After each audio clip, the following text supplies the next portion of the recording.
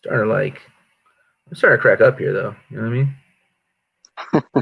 I really am. I'm starting to like I'm like, oh man, who am I talking to? And like who is this person? All right, we're joined this hour by Fernando Salinas, an incredible poet out in Ventura, and really, he's his work has been featured all throughout the nation in many periodicals. He's a really fantastic talent, and really, really, really thrilled to have him this hour. Fernando, can you open up with a poem? Absolutely. This is called Directions. Descend through opaque smog and explode into an aerial view of Los Angeles. Dodge skyscrapers and swerve between parked cars headed south on the 405. Exit Century Boulevard and stop for a red light. A transient will drool over his bloated tongue, black gums, and spit between the gap of his front teeth into a soiled tube sock.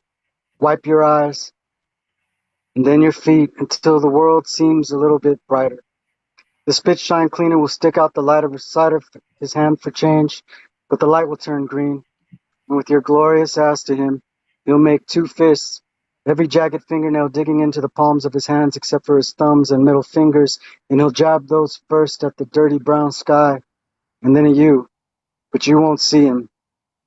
Take a left, then another past a man selling bundles of roses from an island, gabachos in designer business suits trading limp presidents for warm tamales, a boy selling oranges packed in pillowcase-sized clear plastic bags, past kids selling drugs from street corners and girls selling themselves from sidewalk curbs. You won't see your reflection in the liquor store window cracked up and wise, but you might find my placazo on the old brick building where spray paint crosses out descendants on the graffiti family tree of La Raza. Ignore the homeless woman sitting with 5 children under the age of 4 by the adult bookstore. I need you. Rise back up off the street, over the houses. Watch for planes roaring by, beginning their descent into LAX. Perch on the telephone pole tagged LNX. I'll be in the house there, in my room, on my knees, searching for the toy my abuelita said I'd never find until I asked you to forgive me for not believing in you. Fantastic, fantastic work. You have such a distinct style. It's so fascinating to me. I mean, probably because I'm intimidated. I used to make jokes with my friend Dave Romero and be like, he always writes like, you know, Johnny Boy shot Marcus by the riverbed. Right. Sometime you don't have a choice. You say you go over these terrible tragedies that are far too common in our community and just far too common in the world in general. With such a kind of like a certainty and such a unwillingness to look away or sugarcoat it or make it sound like something it's not. How do you go about writing your poetry? For me, it's really like reliving experiences and growing up in LA or wherever I've been where I want to recreate the experience. It's reliving it and then trying to convey it in a way that people will have to relive it too. And so, yeah, I mean, coming down the 405, if you follow the directions, you'll definitely make it to my grandmother's house. And the things that I saw in my youth were just I'm reproducing them onto the page or onto the screen. Yeah, yeah. So when you got started writing poetry, where did you like? When did you start making your name as a poet? Like, and what did that process look like? How did that come about? That's an interesting question. I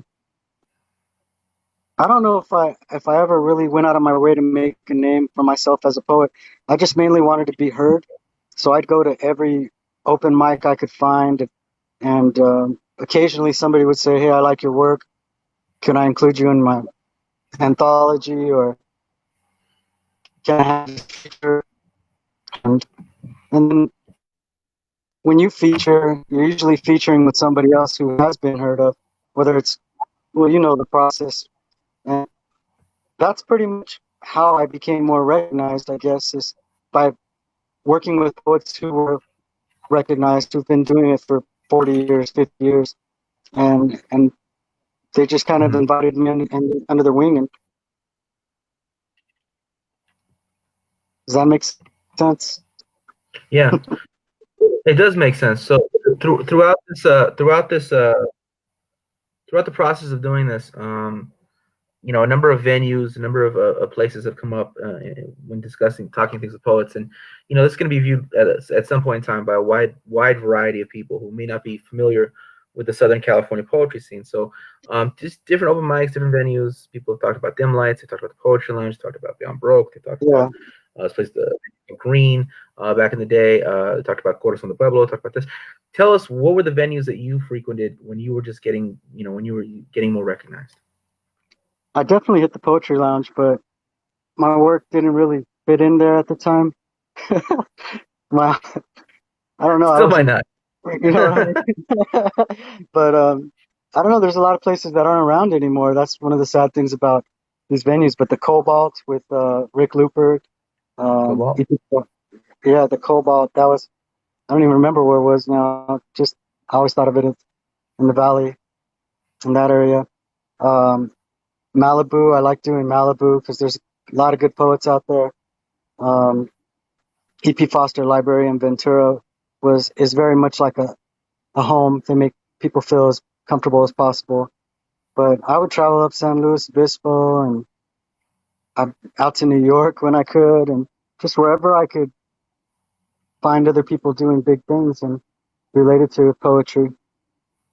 But there wasn't, I guess, the one that yeah, I never felt really like bound to any particular reading. Just if I had a day off, and I had a lot of days off because I wasn't working, I would just save up my gas money and drive to every open mic I could find, whether it be in, yeah, anywhere and everywhere. The Underground in Riverside, different venues in LA, like you said, all the Beyond Baroque, you name it.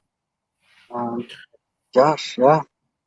So tell our audience a little more about the Cobalt Cafe with Ruth Looper. The Cobalt was a little, it was basically a punk rock place where they would have punk rock bands. And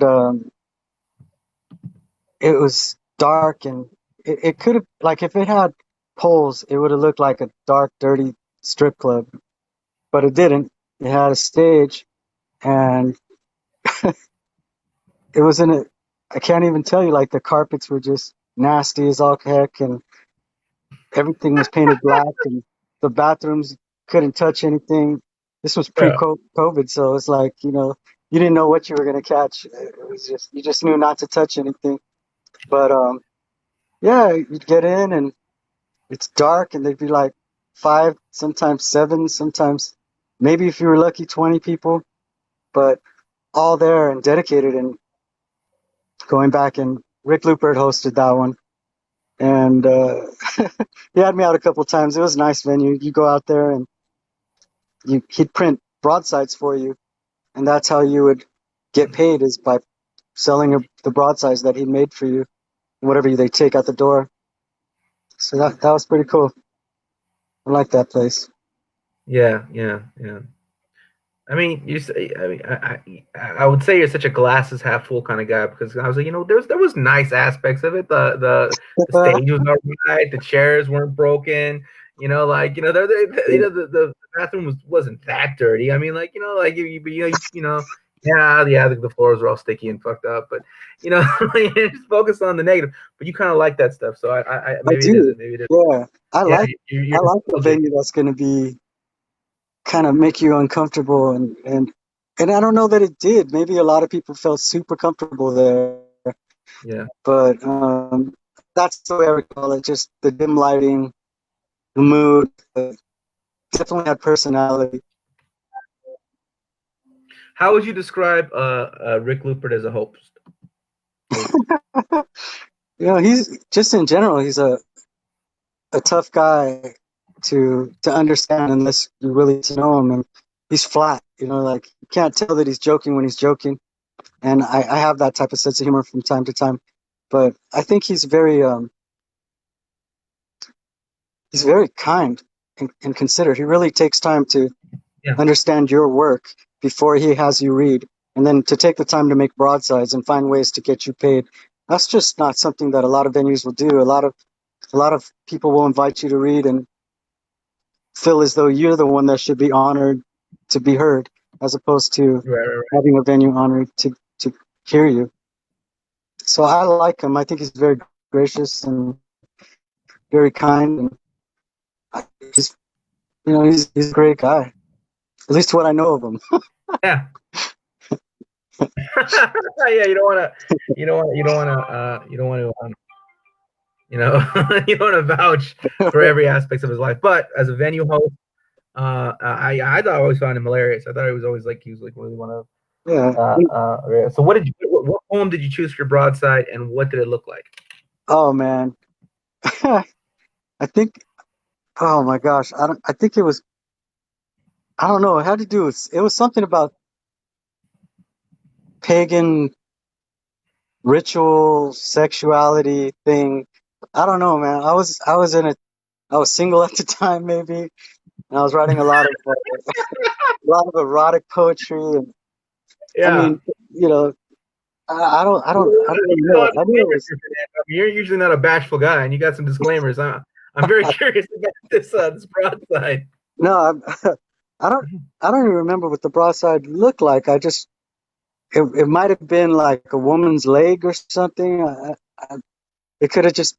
I don't remember. It was a tangle of pinks and rouges and maroons and reds, and um, yeah, I don't know. It was definitely something to enhance the eroticism of the piece. So was it kind of like the lamp from A Christmas Story? Yeah, you could say something like that. Yeah, yeah. I don't think anybody would stop and look at the broadside and want to post it in their front window for people to walk by or anything. But yeah, it had that feel to it. I may be totally off because, but I just it was a long time ago. So I Yeah. wonder if I Well, still. in the movie, that's why they followed the lamp. That exact reason you're describing. Yeah, exactly. Yeah. Maybe you're just remembering A Christmas Story. No, This is not it's it nothing to could do with be. the broadside. It could be. I watch that every year, at least twice. Keep your eye out. I'm gonna Oh be man. like telling you my life through other people's lives. Wow. Well, I even wrote a that's what we poem, a often do with feature poets. poem. Well, do you have it? It's similar to that. I don't know. I might have You, it. I might be able to find it, but it's that concept of wanting to have a gun. And let me see. I don't know if I included it. let's see if you can find it. Yeah, I do have it. Let's see if you can find it. I do have it. Let's hear it. All right. It's kind of like that. It's called Let's hear it's it. called Coda. Clinking cans Okay. become incurious. Round shots stream with the smooth bore barrel of his Red Ryder BB gun like pebbles trickling through the end-up hollow of a rainstick. Small boots trample urban forestry. He kneels in overgrown horseweed, hears a stutter of clinks and clanks from the beak of a chirping song sparrow. He raises the barrel of his gun, points it at the sandy gray russet plumage perched above, motionless and dry fires. The bird's bead eyes shoot at him, so the boy cocks his rifle, aims, then a crack and recoil. An explosion plumes from the bird's white bosom, its feet clutch and reflex, body cascades back and hangs there upside down. When the child grows older, he will be ashamed to admit he shot the bird once more, not out of cruelty or grim fascination, perhaps pity. He couldn't stand to see it dangling as useless and lifeless as slung sneakers strung up on a telephone pole. After tossing his Christmas gift into the garbage, he never pointed a gun at another living being. Yeah. So I got a question about craft.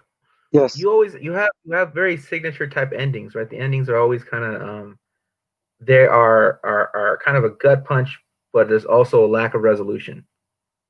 Yeah. Okay, So, that's interesting. Tell me but about my what? style, man. I love it. I love it. I just do it. I think for me, a story's never over. A poem's never finished. And that's one of the hardest parts for me is when I write a piece, if I set it aside too long, I'll come back and rewrite it or extend it and then have to cut out chunks of it to make it fit a certain length or what have you. But yeah, I don't know. My style is very, I don't want to say Hollywood because that's not the right way, but I use a lot of classic plot structures. And I like to start right in the middle of conflict. It's very rare that I use any exposition. And a lot of times I resolve at the conflict or I give a harsh ending to the climax of a plot. But it hasn't always been that way. I've written so many poems over so many years that it's only now that I feel like this is the style I like to use. And so that's it. Like my thing is a lot of times people are taught show, don't tell.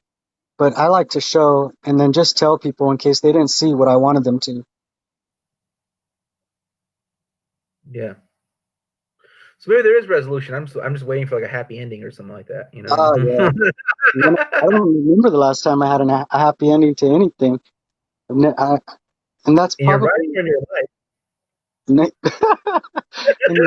in the eroticism. Usually, the guy walks away cold and alone. It's still erotic, desire, but unfulfilled desire is a powerful erotic theme. But I don't know. I think I like to examine the human condition and the loss and the sadness and the longing. It's I don't typically write love poems that are flowers and daisies and bumblebees. And it's just Yeah. not me. So you in addition to writing poetry, you also teach poetry. You thought I remember you brought me into the Brooks Yeah. Institute. You've done several. Can you talk a little bit about teaching at I know I want to get into the youth projects you've been working on, but first, like teaching at the adult level. Let's talk about that first, and then we'll get into the youth stuff. Well, we definitely were holding a weekly performance poetry workshop, and we were doing that in a mall to kind of like change the space.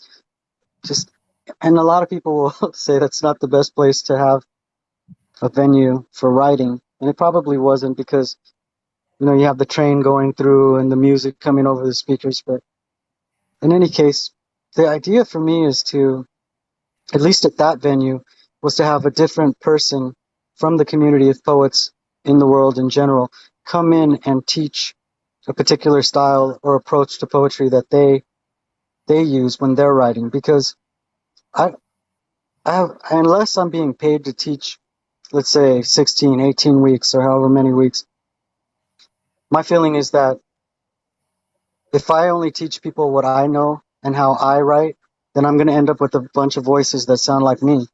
So Mhm. for me, it's really important to, when I have, when I teach poetry, to make sure that I'm not, that people don't believe I'm the last word, Mhm. that people understand that other poets all have their own approaches and write very beautifully. That's why Mhm. I had you come in. And it was funny. I asked the class, like, would you rather have me? I had a poet laureate of Ventura that was an option, and then I showed them one of your performances, and they're like, "Oh man, we got to have Matt come over. We got to have him." So they definitely wanted to learn more about the way you do Yeah. things than the way the other Yeah. person did. Well, Google poet laureate of struggle, and I am according to Google the poet laureate of struggle because Damn, there was an article in which I was called the poet laureate of struggle. So as christened by L.A. Taco, I am now the poet laureate. That's that's awarded by L.A. Taco. It's awarded by man, this article in L.A. Taco. I am the poet laureate of struggle. So you know, Google that. But I love it. I love it. I don't want to be the yeah, poet laureate of anything unless it's the world. No, I want like a poet laureate. Well, I don't know. I want like a poet laureate Olympics where everybody shows up and throws down, and it's not about where you've been published, but what you say and how people receive it. You know, Yeah, right. I really feel that like the overemphasis on, well, I've been published here and I've been published there. It's too strong, man. It's like there's, yeah, you've been published and you've sold like 7 books and you gave them the rest away to your friends, but then you got somebody coming up on YouTube with 15 million views, and there's a for me that it's not about ego. It's poet laureate is more about an opportunity to advocate for literary arts, and Absolutely. I think you're a big advocate. So Well, thank you. poet laureate struggle, that's nice. Yeah, yeah. Well, I mean, speaking of advocacy, I would love for you to share with the audience right now some of the work you've done in Ventura County with the establishing the Youth Poet Laureate. Um, yeah, let's talk about that.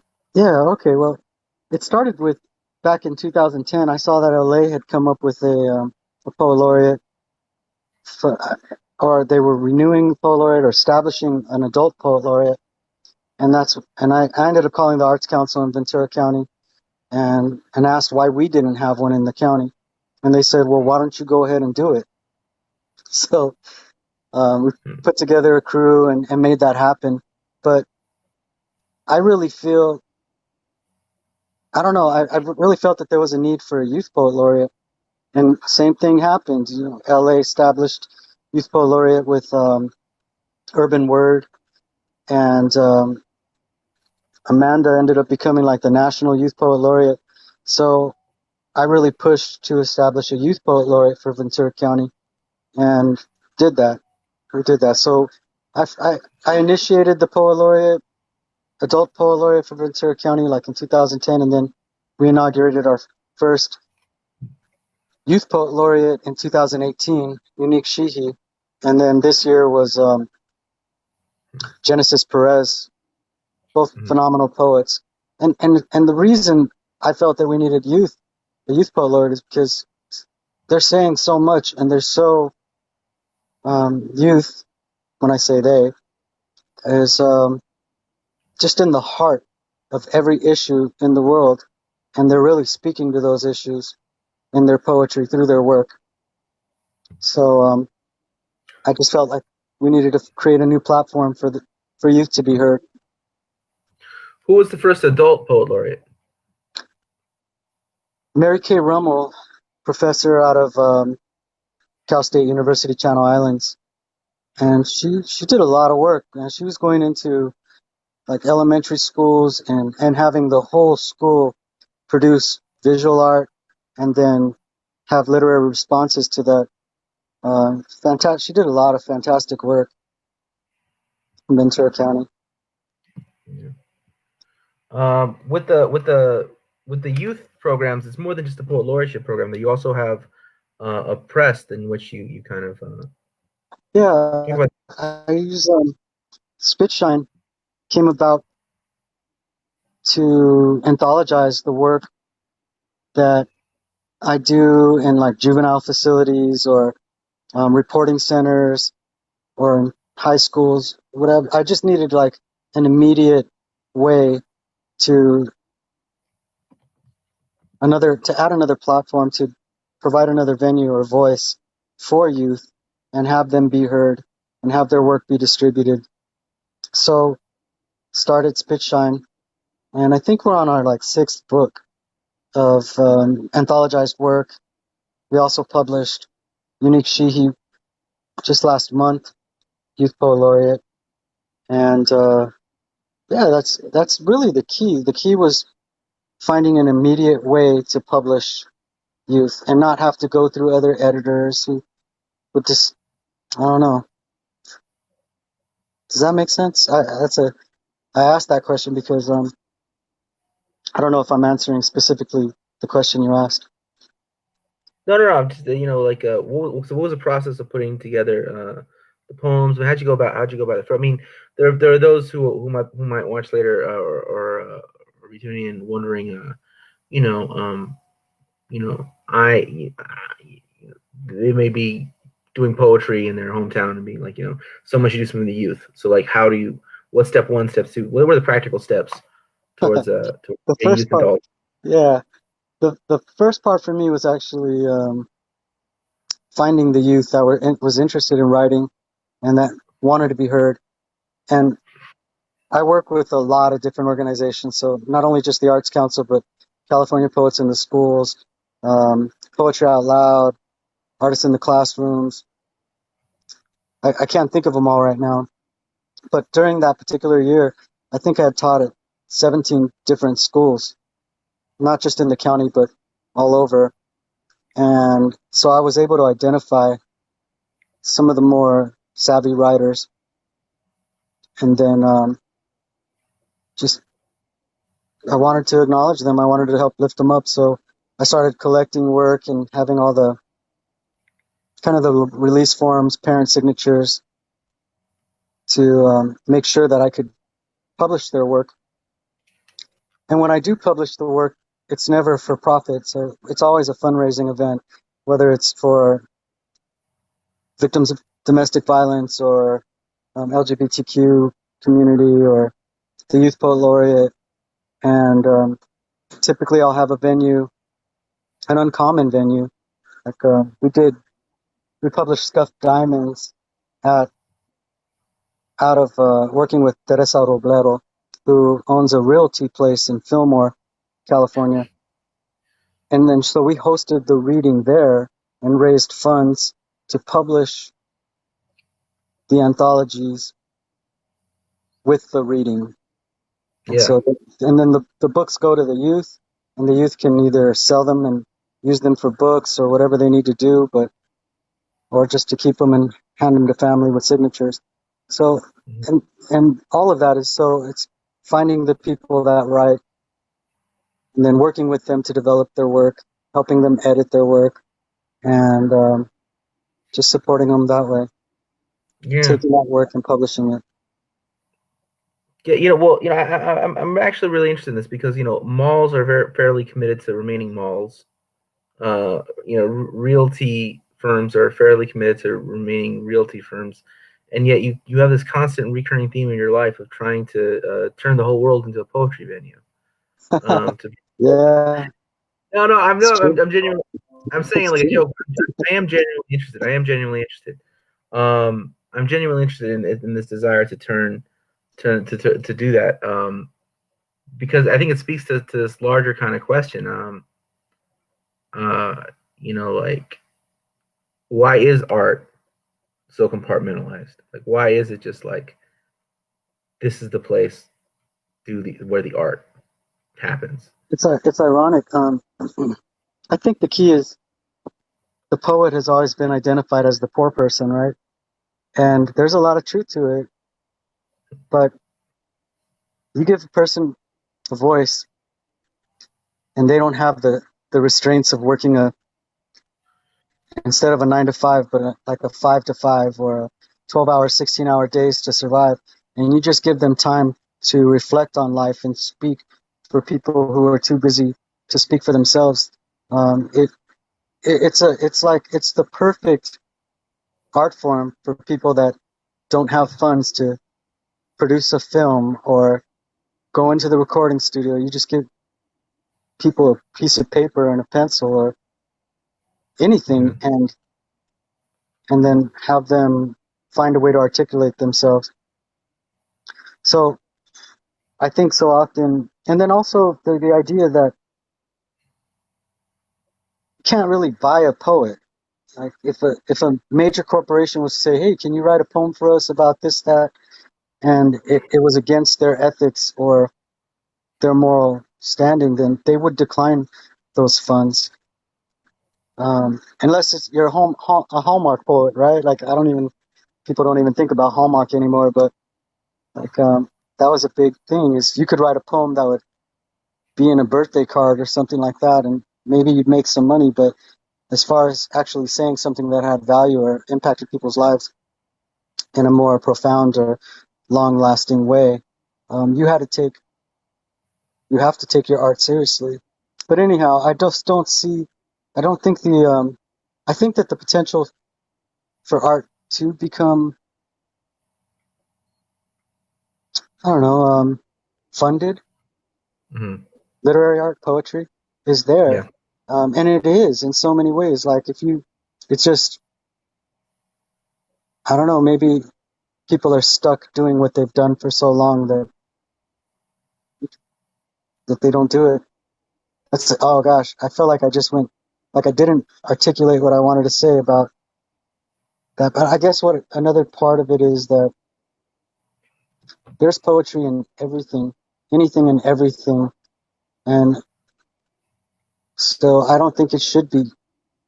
I think it's just not mentioned when it's included. Mm. Yeah. So I'll tell you one thing: you are the poet laureate of that golden tan, man. You've been outside a lot more than I have, man. If I had a COVID name, if I had a COVID house arrest name, it would be Casper. I mean, I got the light just watching me out at night. I looked horrible. Even now, like I look like a giant rosy cheek. I need to get outside. There you I go. need to get outside. But you've been outside and you've been up to something. Tell us where you come back from right now. So I just got back from a couple local farms here in Ventura County, mostly in Oxnard, primarily in Oxnard, and we were feeding farmers. So we took them drinks, we took them toilet paper, we took them soap, um, wipes, disinfectants, and some treats like books and fresh fruit and pineapple, what have you. And just this week, that's kind of been what I've been doing. That's where I got the golden brown from. But um, there's at least to me and to the people that I'm working with to make this happen, we just see that farm workers who are they're frontline workers, they're out there doing it for the country, and yet treated so badly and forgotten at times. So we're out there Yeah. giving back. Yeah. So what can people do to unite with your efforts? I'm working on that right now. I'll have to get something for you to post somewhere, or I'll post it up on my Facebook page or Yeah. my Instagram account. But they're working right now to develop a website where people can volunteer or contribute financially or contribute with whatever food or resources that they have. But that's Yeah. in development right now. I've only been doing this for a week now, and it started over a phone conversation like, hey, we need to do something. And in a minute, it blew up. And just this week, we've already hit like 6 farms and given out 10 tons of food. Like it's a movement, but it's one that just, so I'll have to get No back to you on doubt. No that one. doubt. All right. Well, this time, and and when you do, we'll post the link below for those who watch. We're gonna share this video a couple different sources, a couple different places that people can kind of hear about what we're up to. There's an upcoming project. Do you want to talk about that? The artistic Yeah, project associated with it? Or do you want to keep that?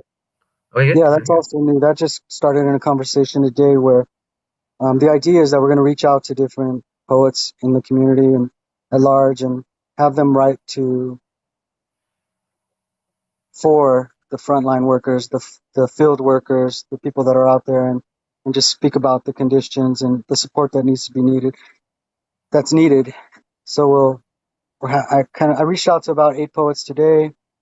Everybody's writing poems to this topic, and then hopefully we'll film the poets, and just keep distributing these poems and these films to the world. But definitely get it into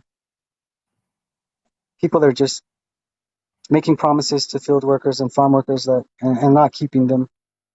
We want to get the word to them. Yeah, I A definitely lot hear of new that. ideas, a lot of fresh ideas. It's like they just pop up and you try and make things happen, and you don't know where they're going to go, but you Yeah. know that they need to be get done. So So, what's really interesting, unless you're from those areas or spend time in those areas, a lot of people don't really realize. that places up and down the California coast, just how deeply like segregated it is, just how deeply there are kind of two sides of towns. There's just two worlds, right? This is true of Santa Rosa. It's true of Santa Barbara. It's true of San Luis Obispo. It's true of that, and it's definitely true of Ventura and Oxnard area. Can you kind of speak to those two kind of worlds that exist on the California coast? Gosh, it's farms seem to take up more land. Well, they do. They just take up so much. Being out on the fields, and you just see when you like think of beetles, strawberry fields forever. I mean, that's what I've been experiencing. Just standing and just seeing fields go as far as the eye can see, filled with strawberries and people out there working and picking, and um, you have that world, and it's a big part of at least this county for sure. But then you end up at the beaches, or you end up downtown, and you end up at the fairgrounds, and you don't even realize that how much work is being done. So I guess they really the farm workers can seem invisible at times. Like you drive past them every day. Like seriously, I was teaching before this COVID thing. I remember asking like, um, I made a comment about. I asked a girl, "What do you see most on any given day?" And she's like, "Oh, I don't know. I see school. I see my house." I'm like, "Yeah, but when you're outside, what do you see?" And it didn't even occur to her that there are strawberry fields everywhere, that there are farm workers picking everywhere. It's just something that she's become so accustomed to, she's blocked out. And so that was a conversation that really we needed to engage in a little bit more. But yeah, man, it's I'm in it, and I work with youth whose parents are in the farms, and I see how their lives are impacted by having to be out there. Yeah. So we'll figure out what we're gonna do and how we're gonna assist, and then we'll after that once there's some links we'll post them in the chat below, because this isn't just about being sad. We're actually gonna try and do something, right? We're gonna something. You gotta do something, right? Yeah. So we'll do that. Switching back to topics. You have an upcoming manuscript. Can you tell our audience a little bit about the manuscript that's on its way? I'm really excited about this upcoming manuscript. Titled it The Pinchi Piñata, which is going to be really hard to distribute at when I go to kindergarten and elementary schools. You know, like I'm just, uh, hey, I have a book. What's it called? Oh, I can't tell you. Not really. The Pinchi Piñata. So it's a collection of work that's going to be published through Flower Song Publishing out in Texas, and I'm excited. It's got a lot of powerful work. I like to go back and check to make sure my work is still good, as good as it was, as good as I thought it was when I wrote it. You know, and I enjoy the pieces that are in there. I hope it's coming out in July. That's the word. So can you tell us a little bit about Flower Song books? Yeah, I can't say too much. Like what I can say is that what's to me is how much work is being published by Flower Song, and I mean it has your work. It has so many names that I'm embarrassed to say that I hadn't heard of them until you were published through them when you introduced me to them. And I don't know, I just can't say a lot. I can't yet. It felt like as soon as that ball started rolling, COVID hit and kind of worlds fell apart, and I went into hermit mode and just disappeared from society for so long. It doesn't even seem real yet that I'll have a book coming out. Yeah. Well, I'll say Please something. do. Please Flower do. Songs can be Flower Songs will be republishing Juan Felipe Herrera's older work. I'm published by Flower Song. Dave Romero's gonna be on Flower Song. Chris Munoz's book, which is going all over the places, is on Flower Song. Vocab, whose book's going all over the place, on Flower Song. Edward, the almost called him the commander in chief. Fuck it, I'll call him the commander in chief. The commander in chief of Flower Song. He's got a number of books that that people take note of. Alorista's work might get published on Flowers. Might be republishing that, or will be republishing that. So it's a growing press. It's a rising press, and you're very lucky, Fernando Salinas, to be published by Flower Song. Really, I feel very fortunate. I can't even tell you. It's like it's. I swear, it doesn't feel real yet. I haven't had enough time to really process that it's happening. It feels good. I spend so much time making sure other people get published that for Commander in Chief to consider my work worthy enough to be included with all the names that you mentioned. It's very. I feel very honored. Feel very fortunate. Yeah. Well, Fernando, it's been a pleasure. Can you tell us any parting words, any words of wisdom that you want to share with everyone?